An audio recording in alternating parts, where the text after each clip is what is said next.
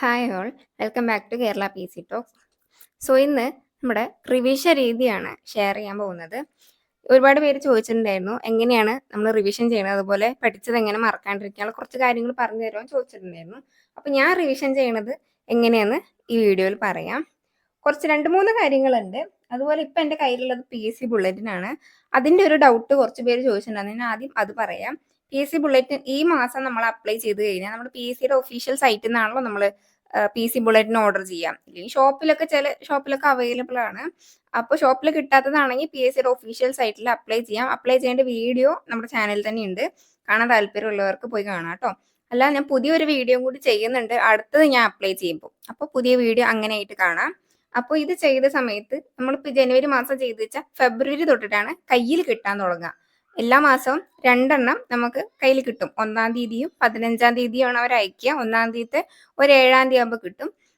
15-ാം തീയതി 22, 23-ാം തീയതി ആകുമ്പോൾ കയ്യിൽ കിട്ടും. അപ്പോൾ എല്ലാ മാസം രണ്ട് പി എസ് സി ബുള്ളറ്റിനാണ് നമുക്ക് കിട്ടുക. ഓക്കെ, ഒരു പേര് ചോദിച്ചിട്ടുണ്ടായിരുന്നു ഈ മാസം അപ്ലൈ ചെയ്ത് ഈ മാസം തന്നെ കിട്ടുമെന്ന്. എനിക്ക് ഈ മാസം അപ്ലൈ ചെയ്തപ്പോൾ നെക്സ്റ്റ് മന്ത് തൊട്ടിട്ടുള്ള പി എസ് സി ബുള്ളറ്റിനാണ് കിട്ടിയിട്ടുണ്ടായിരുന്നത്. ഓക്കെ, ഇനി നമുക്ക് റിവിഷനിലോട്ട് കടക്കാം. റിവിഷൻ മെയിൻ ആയിട്ട് ഞാൻ ആദ്യം ചെയ്തിട്ടുണ്ടായിരുന്നു മാസാവസാനം അങ്ങനെയായിരുന്നു മുന്നേ ഒക്കെ ചെയ്തിട്ടുണ്ടായിരുന്നത്. ഇപ്പൊ അതിന് മാറ്റിയിട്ട് ആഴ്ച ശനി ഞായറുമാക്കി പറഞ്ഞാൽ ശനിയാഴ്ചയും ഞായറാഴ്ചയും വേറൊരു ടോപ്പിക്കും പഠിക്കാണ്ട് ആ ആഴ്ച ഫുള്ള് പഠിച്ചത് റിവിഷൻ മാത്രം ചെയ്യുക. മാത്സ് ആണെച്ചാലും മലയാളം, ഇംഗ്ലീഷ് എന്താണെന്ന് വെച്ചാലും ശനി ഞായറും വേറൊരു ടോപ്പിക് എക്സ്ട്രാ പഠിക്കാൻ പെൻഡിങ് ഉള്ളതൊന്നും പഠിക്കില്ല. റിവിഷൻ മാത്രം പഠിച്ചത് റിവിഷൻ ചെയ്യാന്നുള്ള മാത്രം ആക്കി വെച്ചു. പക്ഷെ അപ്പൊ ഈ 2 ദിവസമായിട്ട് റിവിഷൻ രീതി ഒന്ന് ചേഞ്ച് ആക്കിയിട്ടുണ്ട്. എന്താന്ന് വെച്ച് കഴിഞ്ഞാൽ കുറേ പേര് ഞാൻ അങ്ങനെ പറയുന്നത് കേട്ടു, ആ ഒരു രീതി മെത്തേഡ് ഫോളോ ചെയ്ത് കഴിഞ്ഞാൽ യൂസ്ഫുൾ ആവുമെന്ന്. അപ്പൊ ഞാൻ നിങ്ങൾക്ക് കൂടെ ഷെയർ ചെയ്യാന്ന് വിചാരിച്ചു. ഞാനിപ്പോ 2 ദിവസമല്ല കുറച്ച് ദിവസമായിട്ട് ഫോളോ ചെയ്തുകൊണ്ടിരിക്കുന്ന ഒരു ടിപ്പാണ്. എന്താന്ന് വെച്ച് കഴിഞ്ഞാൽ ഇന്ന് നമ്മൾ പഠിച്ചത് പിറ്റേ ദിവസം ഒന്ന് നോക്കുക, പിന്നെ അത് കഴിഞ്ഞിട്ട് 4-ാമത്തെ ദിവസം നോക്കുക, പിന്നെ 7-ാമത്തെ ദിവസം നോക്കുക. ഈ ഒരു ടിപ്സ് വേറെ ആരെങ്കിലും കേട്ടിട്ടുണ്ടെങ്കിൽ കമന്റ് ചെയ്യാം കേട്ടോ. 1-ാം ദിവസം, പിന്നെ 4-ാമത്തെ ദിവസം, 7-ാം ദിവസം, 1, 4, 7 എന്നുള്ള റൂളാണ് ഇപ്പൊ ഫോളോ ചെയ്തിരിക്കുന്നത്. അതെന്താന്ന് വെച്ച് കഴിഞ്ഞാൽ നമുക്ക് യൂസ്ഫുൾ ആയിട്ടുള്ള, അതായത് ഏറ്റവും നമ്മുടെ ബ്രെയിന് മറക്കാതിരിക്കാൻ വേണ്ടിയിട്ടാണല്ലോ നമ്മൾ ഇന്ന് പഠിച്ചത് അടുത്ത മാസമാണ് ഓപ്പൺ ചെയ്ത് നോക്കുന്നത് വെച്ചാൽ എന്തായാലും നമ്മൾ മറന്നിട്ടുണ്ടാവും. നമ്മൾ ഒരുപാട് ദിവസം ഓർത്ത് വെക്കാനുള്ളതാണ് നമ്മൾ പഠിക്കേണ്ടത്. അപ്പൊ ഇന്ന് പഠിച്ചത് നാളെ ആകുമ്പോൾ തന്നെ ചിലപ്പോൾ കുറച്ച് മറന്നിട്ടുണ്ടാവും. പക്ഷെ നമ്മളത് പിറ്റേ ദിവസം പഠിക്കുമ്പോൾ ഒന്നും കൂടെ നമുക്ക് കുറച്ച് ദിവസം കൂടി ഓർത്തിരിക്കാൻ പറ്റും. എന്നിട്ട് 2 ദിവസം കഴിഞ്ഞിട്ട് മൂന്നാമത്തെ ദിവസം കഴിഞ്ഞ് 4-ാമത്തെ ദിവസം വീണ്ടും ഇതേ ടോപ്പിക്ക് പഠിക്കുമ്പോൾ കുറേ ദിവസം കൂടി നമുക്കിത് ഓർത്ത് വെക്കാൻ പറ്റും. അത് കഴിഞ്ഞ് 7-ാമത്തെ ദിവസം പഠിക്കുമ്പോൾ എന്താണ്, അതിലും ഇരട്ടി ദിവസങ്ങൾ നമുക്കിത് ഓർത്തിരിക്കാൻ പറ്റും. പിന്നെ നിങ്ങൾ ചോദിക്കും 7-ാമത്തെ ദിവസം കഴിഞ്ഞിട്ട് എന്നാ പഠിക്കേണ്ടതെന്ന്. അപ്പൊ നിങ്ങൾ എന്ത് ചെയ്യുക, വീക്കിലി ലാസ്റ്റ് ഒരു ഡേ വെക്കുക, അല്ലെങ്കിൽ 7 ദിവസം കഴിഞ്ഞിട്ട് പിന്നെ 5 ദിവസം കഴിഞ്ഞിട്ട് പഠിക്കുക, പിന്നെ ഒരു 8 ദിവസം കഴിഞ്ഞിട്ട് വീണ്ടും പഠിക്കാം.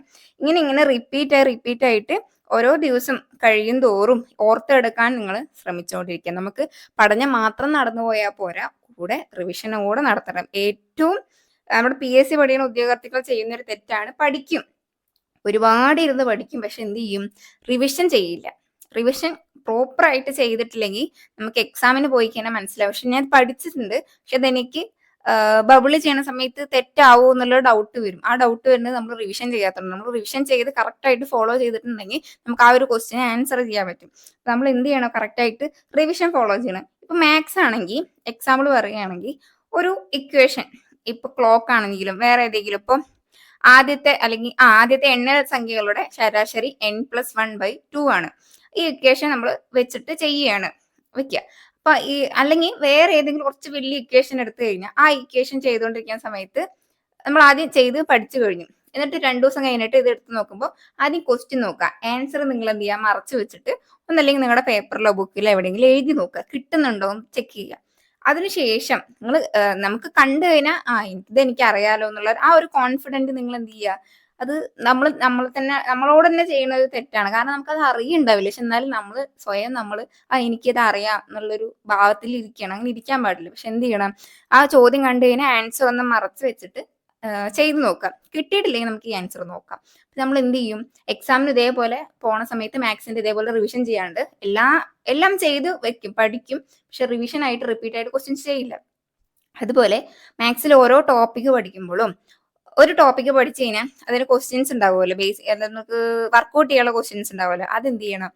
ഇപ്പോൾ ക്ലോക്ക് പഠിക്കുകയാണെങ്കിൽ ക്ലോക്കിന്ന് 2 ക്വസ്റ്റ്യൻസ് എടുക്കുക. അടുത്ത ടോപ്പിക്ക് സംഖ്യകൾ എടുക്കുകയാണെങ്കിൽ സംഖ്യകൾ 2 ക്വസ്റ്റ്യൻസ് ചെയ്യുക. കുറെ ക്വസ്റ്റ്യൻസ് ബാക്കി ഉണ്ടാവും, ഒരു 5 ക്വസ്റ്റ്യൻസ് ഉണ്ട് വിചാരിക്കും, അതിൽ 2 ക്വസ്റ്റ്യൻസ് ചെയ്യാം. പിന്നെ വേറൊരു ടോപ്പിക്ക് ശരാശരി എടുക്കുകയാണെങ്കിൽ അതിന്ന് 2 ക്വസ്റ്റ്യൻസ്, ഫസ്റ്റത്തെ 2 ക്വസ്റ്റ്യൻസ് ചെയ്യാം. പിന്നെ നിങ്ങൾ പിറ്റേ ദിവസം എന്ത് ചെയ്യണം? ഇത് 3-4 ക്വസ്റ്റ്യൻസ് ചെയ്യണം. അപ്പൊ ആദ്യത്തെ നമ്മുടെ സംഖ്യകളത്തെ 3-4 ക്വസ്റ്റ്യൻസ് ചെയ്യണം. വേറെ എന്താ പറഞ്ഞ ക്ലോക്കത്തെ 3-4 ക്വസ്റ്റ്യൻ ചെയ്യാം. അപ്പൊ നമ്മൾ എല്ലാ ദിവസവും എല്ലാ ടോപ്പിക്കും കവർ ചെയ്യണ പോലെ ആവും. അതാണ് ഞാൻ പറയുന്ന വരുന്നത്, നിങ്ങൾക്ക് മനസ്സിലാവുന്നുണ്ട് വിചാരിക്കണം. എല്ലാ ദിവസവും നമുക്ക് എല്ലാ ടോപ്പിക്കും കവർ ചെയ്യണ പോലെ. ഒരു ദിവസം പോലും നിങ്ങൾ എന്ത് ചെയ്യരുത്? മാത്സ് ചെയ്യാതിരിക്കരുത്. എല്ലാ ടോപ്പിക്കും ഒരു ക്വസ്റ്റ്യൻ എങ്കിലും ദിവസവും ചെയ്ത് നോക്കണം. എന്നാൽ തന്നെ മാത്സ് നമുക്ക് പ്രോപ്പർ ആയിട്ട് വരുള്ളൂ. കാരണം ഞാൻ മാത്സ് ഒക്കെ പഠിക്കുന്ന സമയത്ത് ഞാൻ ജെറിൻ സാറെ ക്ലാസ് ആണ് എപ്പോഴും മാത്സിന് വേണ്ടി യൂസ് ചെയ്യാറുള്ളത്. ഇപ്പൊ റീസെന്റ് ആയിട്ട് ജെറിൻ സാറ് സൈലത്ത് നിന്ന് റിസൈൻ ചെയ്യുന്ന പറഞ്ഞപ്പോൾ ഭയങ്കര സങ്കടമായിരുന്നു, വിഷമമായിരുന്നു. പെട്ടെന്ന് കണ്ടപ്പോൾ ഷോക്കായി പോയി. സാറുള്ളതുകൊണ്ടാണ് സൈലം തന്നെ മെയിൻ ആയിട്ട് ഫോളോ ചെയ്യണത്. ശരി, കുഴപ്പമില്ല, സാറിനും ചേഞ്ച് ഒക്കെ വേണമെന്ന് സാറ് പറയുന്നുണ്ടായിരുന്നു. ഓക്കെ, അപ്പോൾ സാറിന്റെ ക്ലാസ് ആണ് ഫോളോ ചെയ്യണത്. അപ്പൊ സാറ് ചെയ്യുന്ന ഒരു ടോപ്പിക് കഴിഞ്ഞാൽ സാറിന്റെ ടെലിഗ്രാം ചാനലിൽ ക്വസ്റ്റ്യൻസ് നമുക്ക് ഇട്ട് തരും. അപ്പൊ നമ്മൾ എന്ത് ചെയ്യാം? നമ്മൾ ആ ഒരു ടോപ്പിക് പഠിച്ചതിന് ശേഷം ആ ക്വസ്റ്റ്യൻസ് ചെയ്യാൻ പോവുക. പക്ഷെ ഒരു ദിവസം കൊണ്ട് തന്നെ ആ ക്വസ്റ്റ്യൻസ് ചെയ്ത് തീർക്കരുത്. നിങ്ങൾ എന്ത് ചെയ്യുക? ഒന്നല്ലെങ്കിൽ 2 ക്വസ്റ്റ്യൻ അല്ലെങ്കിൽ 4 ക്വസ്റ്റ്യൻസ് ഒരു ദിവസം ചെയ്യുക. സാറ് ഒരുപാട് ക്വസ്റ്റ്യൻസ് ഇട്ട് തന്നിട്ടുണ്ടാവും. നിങ്ങൾ എന്ത് ചെയ്യുക? 4 ക്വസ്റ്റ്യൻസ് ഒരു ദിവസം ചെയ്യുക. എന്നിട്ട് പിറ്റേ ദിവസം ഒരു 2 ക്വസ്റ്റ്യനോ അല്ലെങ്കിൽ 3 ക്വസ്റ്റ്യനോ ചെയ്യുക. വീണ്ടും പിറ്റേ ദിവസം 3 ക്വസ്റ്റ്യൻ ചെയ്യുക. അപ്പൊ നിങ്ങൾ ഒരു എന്താ പറയുക, സൈക്ലിംഗ് ആയിട്ട് വരണം. എല്ലാ ദിവസവും എല്ലാ ടോപ്പിക്കും ചെയ്തു വരണ പോലെ റിപ്പീറ്റ് ആയിട്ട് നമുക്ക് മറന്നു പോകാൻ പാടില്ല. ഒരു ടോപ്പിക്ക് നമ്മൾ പഠിച്ചതിന് ശേഷം പിന്നെ മറന്നു പോകാൻ പാടില്ല. അതിന് നമ്മൾ വർക്ക്ഔട്ട് ചെയ്യണം. നല്ലോണം ഹാർഡ് വർക്ക് ചെയ്താൽ തന്നെ നമുക്ക് അതിൻ്റെ ഒരു റിസൾട്ട് കിട്ടുള്ളൂ.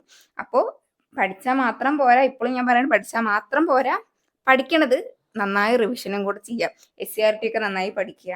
അതിന് മേലെ നമുക്ക് മാർക്ക് നല്ലോണം സ്കോർ ചെയ്യാൻ പറ്റും. കാരണം റിവിഷൻ ചെയ്യാണ്ട് ഒരു എക്സാമിന് പോയി കഴിഞ്ഞാൽ നമുക്ക് 1-2 ഇപ്പം എന്താ പറയാ, നമുക്കൊരു ചോദ്യം അറിയാം, പക്ഷെ അത് ക്ലിയർ ആയിട്ട് ഉത്തരം അറിയില്ല. ഒരു 50-50 ഉണ്ടാവുള്ളൂ. പക്ഷെ നമ്മൾ എന്ത് ചെയ്യും? അതുകൊണ്ടായിട്ട് നമുക്ക് കോൺഫിഡൻസ് കൂടിയത് കൊണ്ട് നമ്മൾ എന്ത് ചെയ്യും? അത് ബബിൾ ചെയ്യും. പക്ഷെ അത് തെറ്റായിരിക്കും. നമ്മൾ അത്രയും നെഗറ്റീവ് അവിടെ വരുത്തുകയാണ് ചെയ്യുന്നത്. അതിനുവേണ്ടി പ്രോപ്പറായി റിവിഷൻ ചെയ്തിട്ട് എന്ത് ചെയ്യുക? എക്സാം ഹാളിൽ പോവുക. അപ്പൊ നമുക്ക് നല്ല റിസൾട്ടും നമ്മുടെ കയ്യിൽ കിട്ടും. ഓക്കെ അല്ലേ?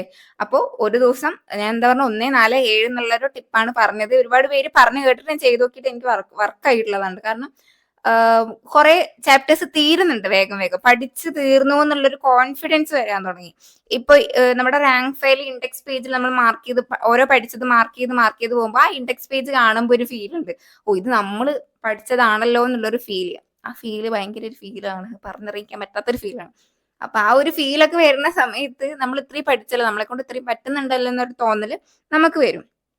അപ്പൊ അങ്ങനെ നിങ്ങൾ ഇപ്പൊ സിലബസ് ഉണ്ടെങ്കിൽ അതിലേക്ക് മാർക്ക് ചെയ്തിട്ട് എക്സാം വരെ പഠിച്ചു പോവുക. സിലബസ് തീർത്തിട്ട് 2 മാസമെങ്കിലും നിങ്ങൾ റിവിഷന് വേണ്ടി മാറ്റി വെക്കുക. ഇപ്പൊ LGS എക്സാം അതുപോലെ LDC ഒക്കെ ഇടവർഷം വരുന്നുണ്ട്. അപ്പൊ അതിന് വേണ്ടിയിട്ടൊക്കെ ഇപ്പോഴേ പഠിച്ചു തുടങ്ങാം. ബിവറേജ് LDC അതുപോലെ കുറെ എക്സാംസ് ഒക്കെ നമുക്ക് പ്രിലിംസ് ഒക്കെ വരുന്നുണ്ട്, VFA ഒക്കെ വരുന്നുണ്ട്. അപ്പൊ അതിന് വേണ്ടിയിട്ടൊക്കെ നന്നായി പഠിച്ച് പ്രോപ്പറായി റിവിഷനും കൊണ്ടുപോയിട്ട് നിങ്ങൾ എന്ത് ചെയ്യുക? മാക്സിമം മാർക്ക് സ്കോർ ചെയ്യാൻ നോക്കുക. അതുപോലെ കറണ്ട് അഫയേഴ്സ് ഡെയിലി പഠിക്കുക. ഒഴിവാക്കാൻ പറ്റാത്തൊരു ടോപ്പിക്കാണ് കറണ്ട് അഫയേഴ്സ്, അതുപോലെ മലയാളം ഇംഗ്ലീഷിന്. അപ്പൊ മെയിൻ ആയിട്ട് LGSനെ ഫോക്കസ് ചെയ്യാനുകൊണ്ടാണ് കേട്ടോ മലയാളം ഇംഗ്ലീഷ് എന്ന് പറയാത്തത്. അത് വിട്ട് കളയാൻ പറ്റാത്തൊരു ടോപ്പിക്കാണ്. അതുകൊണ്ട് നന്നായി വർക്ക്ഔട്ട് ചെയ്യുക. ഡെയിലി 1/2 മണിക്കൂറെങ്കിലും ഈ 3 എണ്ണത്തിന് മാറ്റി വെക്കുക. Okay, Malayalam English maths important ആയിട്ടുള്ളതാണ്. അതുപോലെ കറണ്ട് അഫയേഴ്സ് ഒക്കെ ഡെയിലി അപ്ഡേറ്റ് ആയിട്ട് പഠിച്ചു പോവുക. അല്ലെങ്കിൽ എക്സാം സമയത്ത് ബൾക്കായിട്ട് നമുക്ക് പഠിക്കാനുണ്ടാവും. അപ്പൊ അതിന് വേണ്ടിയിട്ട് ഇപ്പോഴേ പഠിച്ചു തുടങ്ങാം. 2024, 25, 26 കറണ്ട് അഫയേഴ്സ് നമ്മൾ ഫോളോ ചെയ്യണം. അപ്പൊ അതിനനുസരിച്ച് നോട്ടൊക്കെ പ്രിപ്പയർ ചെയ്ത് നിങ്ങൾ എന്ത് ചെയ്യുക? പഠിക്കാം. ഓക്കെ അല്ലേ? അതുപോലെ പ്രീവിയസ് ക്വസ്റ്റ്യൻ പേപ്പർ നിങ്ങൾ ഓരോ ദിവസം ഓരോന്ന് വർക്ക്ഔട്ട് ചെയ്യുക. അപ്പൊ എക്സാം സമയം ആകുമ്പോഴത്തേനും നമുക്ക് ഒരുപാട് ക്വസ്റ്റ്യൻസ് നമുക്ക് വർക്ക്ഔട്ട് ചെയ്ത് കഴിഞ്ഞിട്ടുണ്ടാവും. ഒരുപാട് ചോദ്യങ്ങൾ അതിൽ നിന്ന് കിട്ടും. ഓക്കെ, അപ്പൊ വീഡിയോ ഇഷ്ടപ്പെട്ടെന്ന് വിചാരിക്കുന്നു. വീഡിയോ ഇഷ്ടപ്പെട്ടാൽ ലൈക്ക് ചെയ്യുക. ചാനൽ ആദ്യമായിട്ട് കാണുന്നവരാണ് സബ്സ്ക്രൈബ് ചെയ്യുക കേട്ടോ. പിന്നത്തെ വീഡിയോ എത്രയേ ഉള്ളൂ. Thanks for watching.